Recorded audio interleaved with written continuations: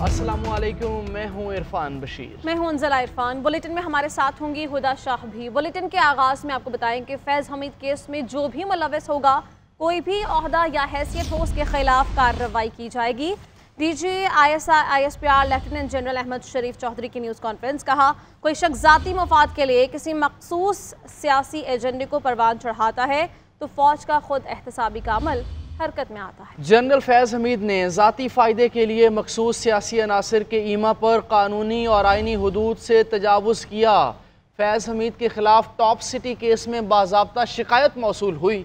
Inquiry से पता चला कि मुतल्लिका रिटायर अफसर ने पाकिस्तान आर्मी एक्ट की खिलाफ वर्जियाँ की हैं।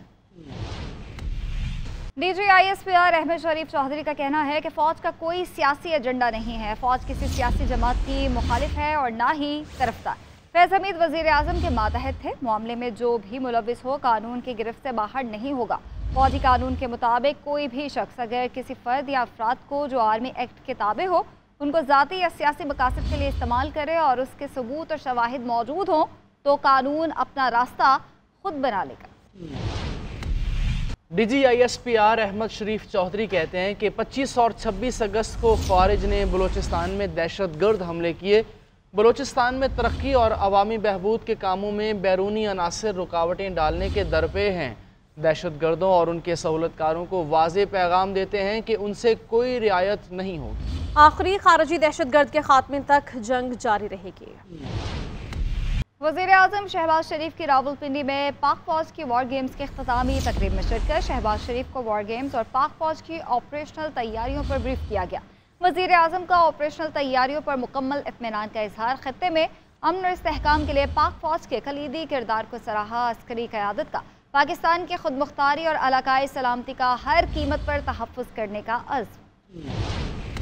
ISPR के मुताबिक वज़ीर आज़म शहबाज शरीफ की रावलपिंडी में आर्मी वॉर गेम्स की इख्तितामी तकरीब में शिरकत। आर्मी चीफ, आला अस्करी हुकाम, वज़ीर दिफा ख्वाजा आसिफ, वज़ीर खजाना मोहम्मद औरंगजेब और वज़ीर इत्तलाआत अता तारड़ भी शरीक हुए। वज़ीर आज़म ने पाक फ़ौज की ऑपरेशनल तैयारियों पर मुकम्मल इत्मीनान का इजहार करते हुए खित्ते में स्ट्रेटेजिक इस्तेहकाम और जनूबी एशिया में आठवीं ताकत के तवाज़ुन को बरकरार रखने में मुसल्लह अफ़वाज के कलीदी किरदार को भी सराहा। वज़ीर आज़म ने डेटरेंस निज़ाम को तक़वियत देने के लिए अफ़वाज की हिकमत अमली को भी सराहा। इस मौके पर अस्करी क़यादत ने कौमी खुदमुख्तारी और इलाकाई सालमियत का हर कीमत पर तहफ़्फ़ुज़ यकीनी बनाने के लिए अपने गैर मुतज़ल्ज़ल अज़्म का इयादा किया और करार दिया कि पाक फ़ौज मौजूदा सिक्योरिटी चैलेंजेस से पूरी तरह बाखबर है और पाकिस्तान के खिलाफ किसी भी जारहाना अज़ाइम को नाकाम बना देंगी। और चेयरमैन PTI बैरिस्टर गौहर ने कहा है कि फ़ौज के साथ पूरा पाकिस्तान है। ये तासुर ख़त्म होना चाहिए कि फ़ौज किसी पॉलिटिकल पार्टी की हामी या खिलाफ है।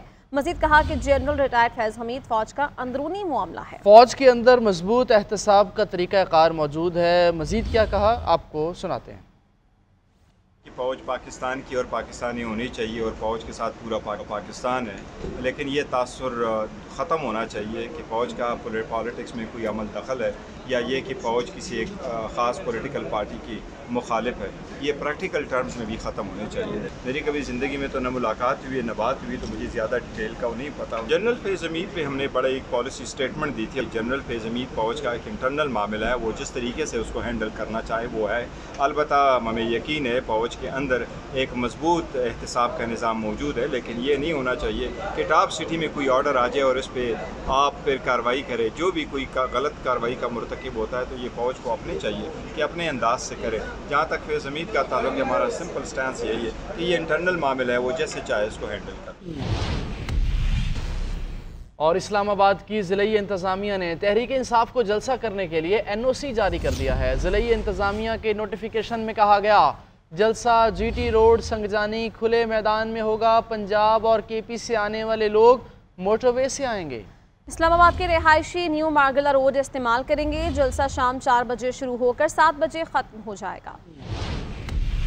तहरीक इंसाफ को इस्लामाबाद में 8 सितंबर को जलसे की मशरूत इजाजत मिल गई। जिला इंतजामिया की जानिब से PTI को संगजानी से मुतसिल पसवाल रोड पर खुले मुकाम पर जलसे की इजाजत दी गई। इस हवाले से NOC भी जारी कर दिया गया। जिला इंतजामिया की जानिब से नोटिफिकेशन में 41 मुख्तलिफ शराइत आयत, जबकि बाज़ाब्ता रूट प्लान भी जारी कर दिया गया। इजाजतनामे में बताया गया कि जलसा शाम 4 बजे शुरू होकर शाम 7 बजे खत्म हो जाएगा। ये भी वाज़ेह किया गया कि सिक्योरिटी सूरत हाल के बायस NOC किसी भी वक्त मनसूख किया जा सकता है। शुरका को किसी किस्म के धरने की इजाजत न होगी। इससे कबल 22 अगस्त को शहर इक़्तिदार में PTI का पावर शो का ख्वाब अधूरा रह गया था। जिला इंतजामिया ने जलसे का इजाजतनामा मनसूख कर दिया था, जिसके बाद चेयरमैन तहरीक इंसाफ बैरिस्टर गौहर और आजम सवाती ने बानी PTI के साथ मुलाकात के बाद जलसा मुलतवी करने का ऐलान किया। 22 अगस्त को जलसा गाह के मकाम पर 15 कारकुनान को दफा 144 की खिलाफ वर्जी पर गिरफ्तार भी किया गया था।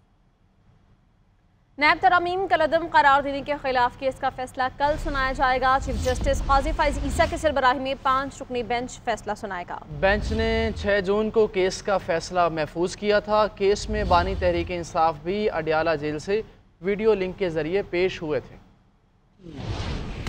अमीर जमात इस्लामी हाफिज नईमुर रहमान का कहना है कि बलूचिस्तान की सूरत हाल पर एक ग्रेटर डायलॉग होना चाहिए। बलूचिस्तान में माजी में भी ऑपरेशन हुए जिनका फ़ायदा कोई नहीं हुआ। मिसिंग पर्सनस बाजियाब होने चाहिए। रावलपिंडी धरने में हुकूमत ने हमारे साथ मुआहिदा किया। सिर्फ पंजाब में बिजली बिलों का 2 महीने का रिलीफ दिया गया, जो काबिल कबूल नहीं है। पेशावर में पहली ऑल पाकिस्तान कमर जमान जूनियर स्क्वॉश चैंपियनशिप शुरू हो गई। KP ने पंजाब को शिकस्त देकर इफ्तिदाही मैच अपने नाम कर लिया है। रिपोर्ट करेंगे वाजिद शहजाद।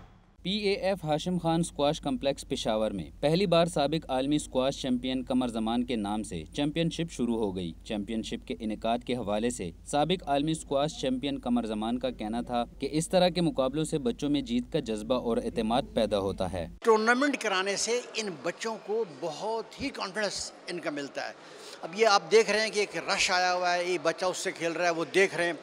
कुछ खेलने से और कुछ देखने से एक कॉन्फिडेंस डेवलप होता है। जितने हमारे टॉप परफॉर्मिंग पाकिस्तान के नेशनल प्लेयर्स हैं वो टॉप रैंकिंग प्लेयर्स खेल रहे हैं और ये इंडिविजुअल इवेंट है। खैबर पख्तूनख्वा के उबैदुल्लाह ने पंजाब के मोहम्मद मुजम्मिल को शिकस्त देकर इफ्तिताही मैच अपने नाम कर लिया। इवेंट में हिस्सा लेने वाली खिलाड़ियों का कहना है कि इवेंट का इनेकाद खुश आइंद है। इस तरह के मुकाबलों के इनेकाद से खिलाड़ियों को अपनी सलाहियतों के इजहार का मौका मिलता है। KP के पेशावर में तो ये बहुत बड़ी बात है, बहुत अच्छी बात है कि इस तरह के हमारे जो KP के प्लेयर्स हैं, पेशावर के प्लेयर्स और पाकिस्तान के जितने भी प्लेयर्स हैं वो सारे पार्टिसिपेट कर रहे हैं। मौका मिलेगा कि हमारी गेम भी इससे इम्प्रूव हो जाएगी कि अलग अलग प्लेयर्स के साथ खेलेंगे अलग अलग जगह के, तो हम उनसे काफी चीजें सीखने को मिलेंगी। चैंपियनशिप में बॉयज अंडर 15 और 17 जबकि गर्ल्स में अंडर 15 और अंडर 19 की खिलाड़ी मैदान में उतरेंगी। कैमरामैन अरसलान टकर के साथ वाजिद शहजाद, GNN पेशावर। इस्लामाबाद की ज़िलाई इंतजामिया ने तहरीक इंसाफ को जलसा करने के लिए NOC जारी कर दिया है। ज़िलाई इंतजामिया के नोटिफिकेशन में कहा गया जलसा GT रोड संगजानी खुले मैदान में होगा। पंजाब और KP से आने वाले लोग मोटरवे से आएंगे। इस्लामाबाद के रिहायशी न्यू मार्गला रोड इस्तेमाल करेंगे। जलसा शाम 4 बजे शुरू होकर 7 बजे खत्म हो जाएगा। तहरीक इंसाफ को इस्लामाबाद में 8 सितंबर को जलसे की मशरूत इजाजत मिल गई। जिला इंतजामिया की जानिब से PTI को संगजानी से मुतसिल पसवाल रोड पर खुले मुकाम पर जलसे की इजाजत दी गई। इस हवाले से NOC भी जारी कर दिया गया। जिला इंतजामिया की जानिब से नोटिफिकेशन में 41 मुख्तलिफ शराइत आयद जबकि बाज़ाब्ता रूट प्लान भी जारी कर दिया गया। इजाजतनामे में बताया गया कि जलसा शाम 4 बजे शुरू होकर शाम 7 बजे खत्म हो जाएगा। ये भी वाज़ेह किया गया कि सिक्योरिटी सूरत हाल के बायस NOC किसी भी वक्त मनसूख किया जा सकता है। शुरका को किसी किस्म के धरने की इजाजत न होगी। इससे कबल 22 अगस्त को शहर इक़्तिदार में PTI का पावर शो का ख्वाब अधूरा रह गया था। जिला इंतजामिया ने जलसे का इजाजतनामा मनसूख कर दिया था, जिसके बाद चेयरमैन तहरीक इंसाफ बैरिस्टर गौहर और आजम सवाती ने बानी PTI के साथ मुलाकात के बाद जलसा मुलतवी करने का ऐलान किया। 22 अगस्त को जलसा गाह के मकाम पर 15 कारकुनान को दफा 144 की खिलाफ वर्जी पर गिरफ्तार भी किया गया था।